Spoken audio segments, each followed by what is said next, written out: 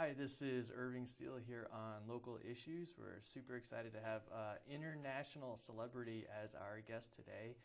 He is actually in the Guinness Book of World Records, and he is a local celebrity here, Chocolate Thunder. So great to see you again, my friend. Very nice to see you too. I think the last time I ran into you was in Starbucks, I want to say. Yeah. And I was just running in really quickly, and then I came back out. And as I was going in, I'm like, I think I'm not really sure. And I know when I walk up to people and get their name wrong, they're like, they go crazy. So I said, I'm going to wait till he speaks to me. And it was you inside there. Yeah, and the reaction from the woman that I was with, she had to have a photo with you. She did. She absolutely did. She's like, I need a picture right now. And we got them. I took a couple of pictures with her. And really nice. Really just had a really good time there in Starbucks. And it wasn't that crowded so that I didn't have to wait either, which is a great thing. That's always nice. Yeah. So tell our viewers, why are you in the Guinness Book of World Records if they don't know already? So here's the deal with the Guinness Book of World Records. So the person that had the biggest arms in the world, I now have the biggest arms over that person. So my arms were at 33 and a half inches. Your biceps, My biceps, the whole 33 and a half inches. Okay. So I met with the Guinness Book of World Records people. We're still doing the meeting part for the rollover to be in the Guinness Book of World Records, but they want you to kind of do a tour to go with Guinness Book of World Records. So Okay. you'll be like with the bearded lady and all this other stuff when you do a tour. But I have my own tour. I have a 31-city worldwide tour going on this year. Worldwide. Correct. And even like last year when I went to Cuba and all the other different places, and you have to get permission from the Biden administration to go because you can't just go to Cuba now. You have to. It has to be one of the 6 reasons or something Correct. like that. And you have to be sponsored. So you have to be sponsored by the White House. So the White House had to sponsor me, and I called Joe Biden on his phone. Yeah. He has like this little Nokia phone. All the presidents I've met when they've come to a military base here locally in the area. So I get their phone number every time they come. Yeah, and Joe's actually really good at answering his phone. He actually is. He is. Yeah. Or they have somebody call back. Yeah. So I called up and they go, you can go and you can take your staff with you. You have to fill out these forms and then you can go ahead down. So there's like a $75 fee from Cuba to go to Cuba. Okay. It's weird. They pay a fee for you to come in there because you have to be going there to support the Cuban economy. Yep. So you end up going to Florida and then Support their culture as well. Correct. So because I wanted to go to the different houses and things that they had there, and everything is just like it's like stuck in time, but at a nice time. Like everything is. There's no cars over 1970. You can clearly tell that. But at the time, they didn't have the technology to update vehicles and things like that. So when 3D printing happened here, and we were still friendly with Cuba, 3D printing went there, and they're able to take parts that they no longer make anymore and put them on 3D printing and be able to make those car That's parts amazing. to keep the cars up and going. Because I didn't see one car dealership there. I don't really know. I didn't see one new car at all, so I don't even know how they get cars there. A person there told me is that when you're born, you're given a car, and that's your lifetime car. So you have to keep up with that car. That's your car. So you have to maintain it and keep the car up to date, which is really nice. The local people, they let me drive their car in Cuba, and they're like, would you like to drive the car, senor? I'm like, oh, no. I go, what happens if I don't come back with a car? They're like, senor, you look like that. Where are you hiding? I go, oh, okay. So I drove around and stuff, and I don't even think my international license is up to date still, but I know. So I still drove in. And are they speaking Spanish or English to you? A little mix of both? It's both. Yeah. Because they have, before 2018, when Donald Trump stopped all the tourism going to Cuba, they have people in place, especially restaurants, that speak Spanish and English or just Spanish. So there's always someone that can accommodate you when you go inside a restaurant.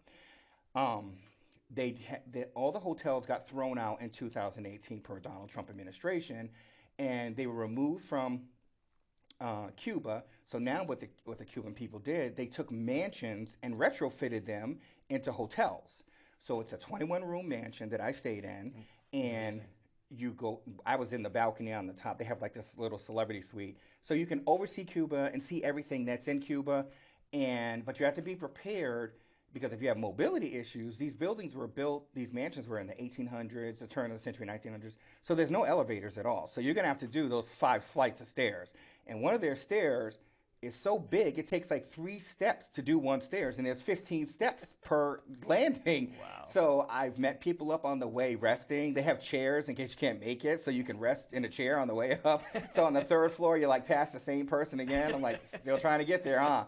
So it's once you drop your luggage and stuff off, and they do help you with your luggage, you're pretty good as far as that goes.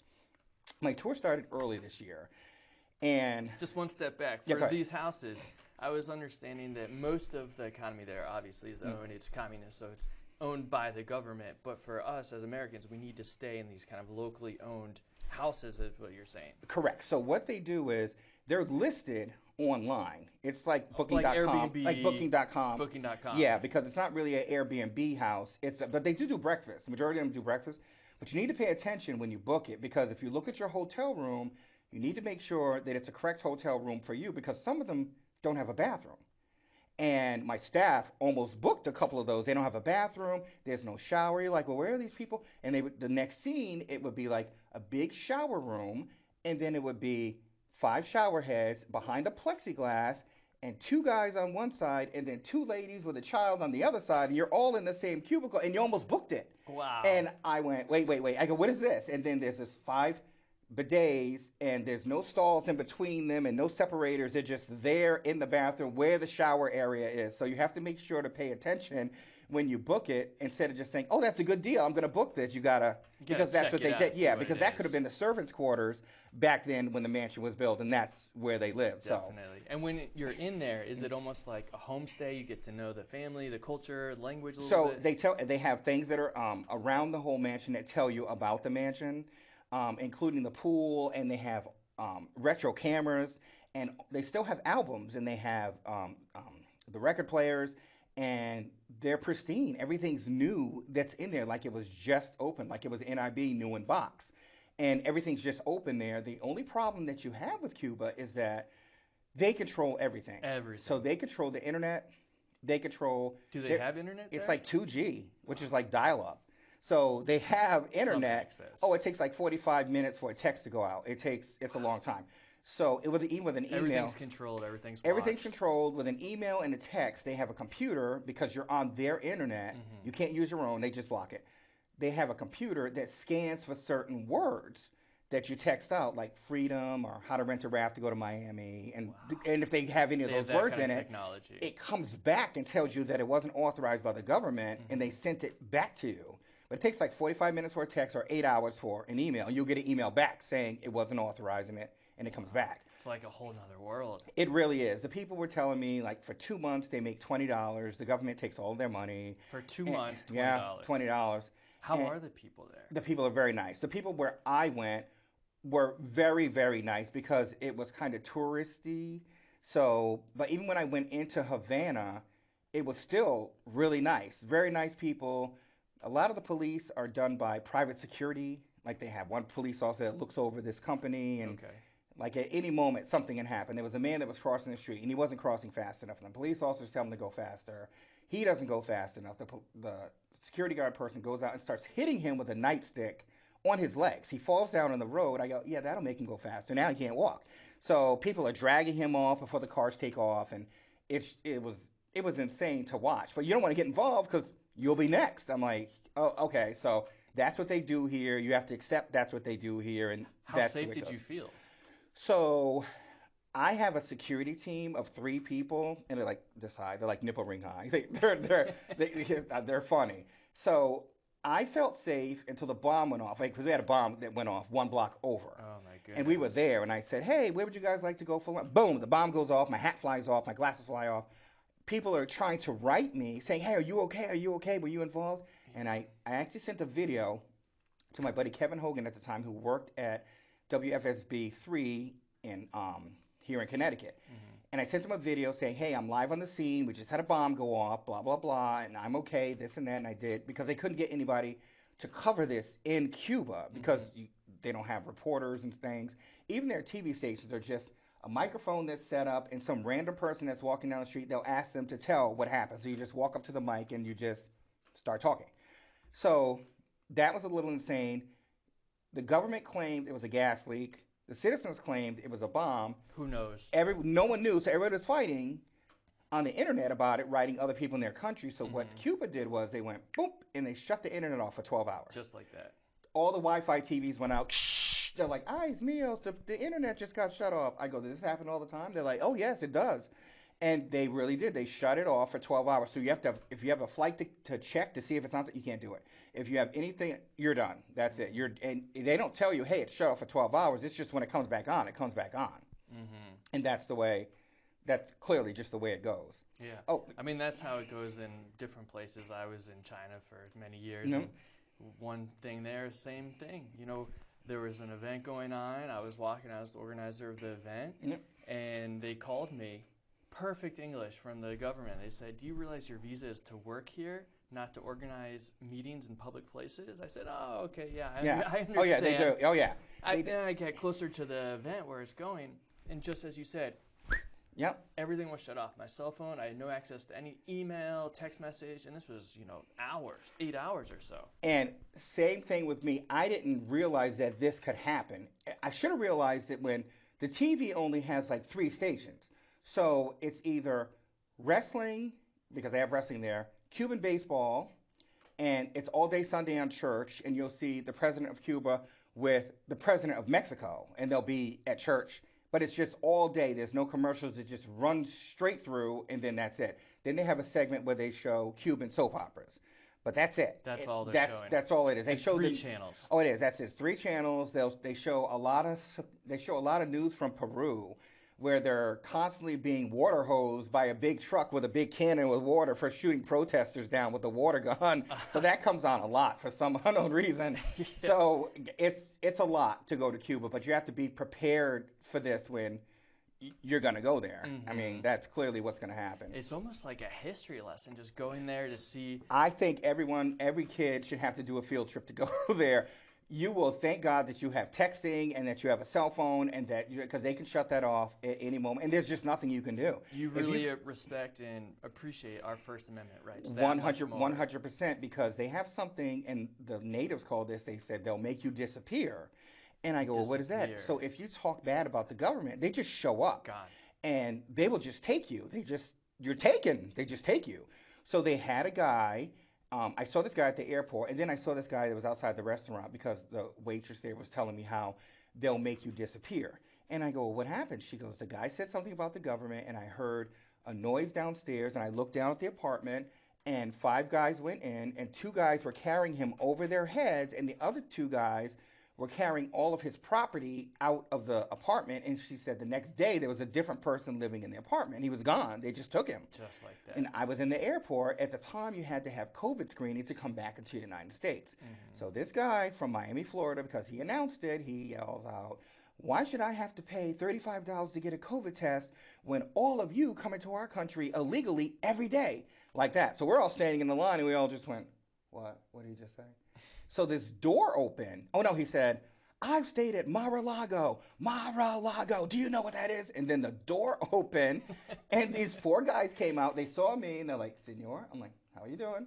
And they walked by me, and they went over, and they gently grabbed him by his left and right elbow, like if you have a drunken wife at your company party and you got to escort her out of the building, like that. And they were like walking him, and he goes, what's going on? What are you doing? And the other 2 guys took all his luggage and the backpack, and the last guy was watching them, and he was on our flight. We never saw him again. I don't know where he went. He was taken. They took him. They made him disappear. He was gone that fast. Man. Another reason to really appreciate being here in the greatest country in the world. 100%, because that doesn't happen here. No one just breaks into your house and takes you. You can't just do that. And they're hired by the government to take you. I mean, that just doesn't happen here. Mm-mm. But for them, that's just Tuesday. It's just like another day. It's like, they're used to it. Yeah, they do. And the people that were there, they just closed up a space where he was standing and just stood there in line and like, oh, well, they took him. It wasn't me, so good for me.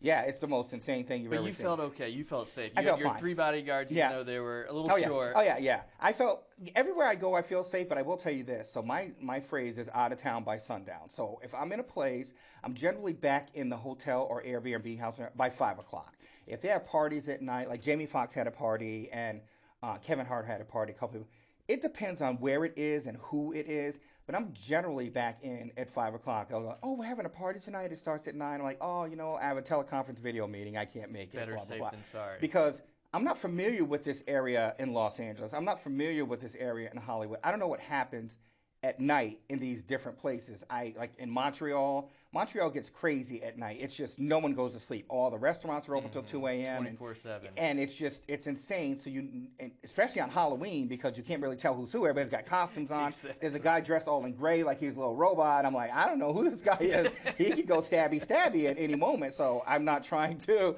deal with any of that. So 5 o'clock, I'm in generally, and I'm okay with that. I'm generally okay with that. I don't have a problem with it. I always schedule on my tour. I have my staff try to do it. They try to schedule where I have a day off, where I can see the area where I'm at. Like when I went to Japan, I had 2 days off. And when I went to Australia, I had 2 days off. They weren't in a row, but at least I could go and see the different things that were happening there. Oh, you know what? Now that I mentioned that, I need to say happy birthday to my niece Felicia and Isabel, because their birthday came, and I didn't want them to think I forgot them. I did send them gifts. But I just want to say that Uncle loves you, and I send her gifts and stuff. Hey, Felicia and Isabel, happy birthday. I'm like, geez, I got to get that in there. Wow, you must be an amazing uncle to them. They're such amazing girls. And my great nephew, too, Nathan, and my great niece, Lydia, they're just amazing. And they have like really good core values. So great and being they're just an uncle, isn't it? They're just so amazing. Just to see them evolve and do this and do that. And you just root for them. So I have 2 older nieces that are in their 30s, and then 2 younger nieces that are in their 20s, and then my great niece is 3, and my great nephew is 4. So everything is new to the young ones. They're new, and every single thing is new. Like even a box is new. They don't even want the gift inside. They want the box. The box is even better than a gift. So it's just amazing to see. One does ballet now, and one does basketball. So when you see the little kids do basketball, it's hysterical to me, because they make it fit by having the little ball, the little net and stuff, and them be able to throw the ball and stuff, and everyone gets a chance so that nobody feels left out. But then as you get older, I think they need to migrate from that so that people learn tools of, hey, you're not going to win every time, and hey, you're not going to get a trophy every time, and hey, you're not going to get a pin every time. I think that's what America is missing now, that people don't know that you're not going to win every time. It's impossible for everyone to win every time. Correct. And I think we're in the stage now, I call it the good enough stage. So if something is designed for you and a wheel falls off, they're like, it's good enough. The other 3 didn't fall off. So I'm in that stage now where I just accept, okay, this is what we're doing. And it may be shoddy, or it may be half done, or if you order something at a restaurant, it's close, but it's not what you really ordered. Good enough. They go, at least you're going to eat. So I think that's what we're doing now. What are some key lessons you try and teach to your nieces? So I think one of the things is to be self-sufficient and always stay in contact with each other. I think that's a big thing. As sisters. Yeah, as far as family, that they need to actually reach out and don't think that, hey, they can call me, or hey, they can still call me. Why do I have to call them? I think that's a big thing now, because people don't call each other on the phone anymore. They'll text you. I'm like, hey, is Natalie coming over? Text her. Did you call on the phone? No. I go, what if she didn't get the text? So I think they're at the stage now here in America where people don't call each other on the phone, and they don't go out and meet people face to face. I just found out now about parties that they have online where you can actually do Microsoft Team meetings, and instead of being at the party, you're just in your house. You don't physically have to interact with the other person. You're just you're just there. Interesting. And I just saw that a week ago on a report that they showed, and it was the same report that they showed that 50% of the kids in the United States, which is weird, don't have a vegetable each day. And I didn't understand that. I go, so what are they eating? No, they're eating chicken nuggets, they're eating so-and-so, macaroni and cheese, but they're not having a vegetable a day. And I do notice that when I go around on tour, that there are a lot of obese kids, and they don't go outside to play. Like when I was a kid, people were outside playing all the time. So kids can do this, but they can't do this. This they can do, but not so much this. But the parents don't encourage it either, because they're not bothering them, so let them sit there. I saw 2 teenagers texting in the mall. I had to actually go in the mall. They were actually texting in the mall. I looked over. She was texting the girl next to her. Instead of just telling her, she was texting her. She's like, haha, that was funny. She goes, oh, how about? And she texts back to her. And because I was sitting there waiting in this waiting area, I go, are they texting each other? And they're next to it. They were They would text each other. Unbelievable. Yeah. So when you see stuff like that, I go, oh. But 91 degrees in South Beach. Wow. So my tour took me to South Beach 2 times within 2 weeks. So I went to South Beach because another celebrity canceled for this event, and it was 2 different events, and kind of got in an argument with the celebrity. I didn't get in an argument with. My publicist sent the celebrity edible arrangement. They rejected it. They didn't take it because they had COVID. One had COVID and one had surgery. So the one that had COVID, he had future dates, and the people called them back after I went and did his event and said, oh, well, we're going to have to renegotiate these dates, and they hired me again, and that's why I went the second time. So when I sent them the edible arrangement, hey, they rejected it and sent it back. It's okay now. We're fine now, but I didn't do it. The person did it that it was running the whole thing. I had nothing to do with it at all. I'm like, hey, what do you mean they sent my edible arrangement back? And yeah, his actual publicist did it. He didn't know anything about it. She rejected it and sent it back and said, how dare this guy that took his other 3 tour dates send him an edible arrangement? But I didn't know that was coming up. They hadn't asked me yet. And then they asked me after the rejection. I go, oh, I didn't know that was going to happen. So, I mean, it was just, it was crazy. Tough. Yeah. And you're going down there for a tour. You're taking a bunch of photos on the beach. Yep. I went to Miami Beach, and we had a photo shoot there. So it's me and my cameraman and the person that does the lighting blocking. And then I look over, and there's 9 other people next to me that are doing photo shoots all in the same area. All in the area. And so apparently there's only one place in America where you can have a picture taken, and it's there because everybody was right there. And it just looked like it was. Did you recognize any of them? So you can't really see because you're facing this way and the sun is facing this way. And you're focused on and I'm focused on that. So I couldn't see who these other 9 people are with 9 photographers and 9 big giant balloon people. Yeah, because I heard J-Lo was down in South Beach recently. So what's her name had a party. Gloria Estefan had a party at her house. Very nice. So she had. Nice lady. So her and her husband Amelia, they released. She was in a video for 80 for Brady. Which, I'm sorry, for the movie 80 for Brady, and they did a video. The one for Tom Brady. Correct. So it was that one, and Tom, if you're out there, call me Tom. Yeah. So they did a video for it, and they invited all these people over, and they came there, and Lily Tomlin was there, and everybody that was in the video, what's her name, Brenda Carlisle, she was there, and a couple of other people there, Dolly Parton was there. So all the people were there for that area, and where she lives, it's like 4 blocks from the condo that I was at. Where she lives, Lady Gaga lives across the street, and then Rosie O'Donnell lives down the street, and so they're all like right there in that area where I was staying. And occasionally you could see other people because I couldn't really see who it was because I'm surrounded with people I'm dealing with, and people want pictures and autographs and things like that. So you know something's going on because you see there's a big crowd over there too. So it's like that all the time in South Beach. And I remember 2 people in particular telling me, if someone asks you for an autograph or a picture, always stop and take it. And I'm like, well, why? They go, think about the day where nobody wants your picture and nobody wants your autograph. I'm like, oh, Jesus. So, yeah, I know. So that'll never happen. I know. Yeah, I just stop. So I stop and I'll stop in the middle of a meal. I've done it. I stopped right in the middle of the meal, got up and take it. But other people, my friends and stuff, they don't get it. They're like, don't they see you're eating? They're thinking, I'm never going to have this opportunity again. He's right here, right now. If I don't get him right now, he's not going to be. And, you know, I've had a couple times like, hey, can you bring this meal back and just heat it up in the microwave and stuff, because it turned into that.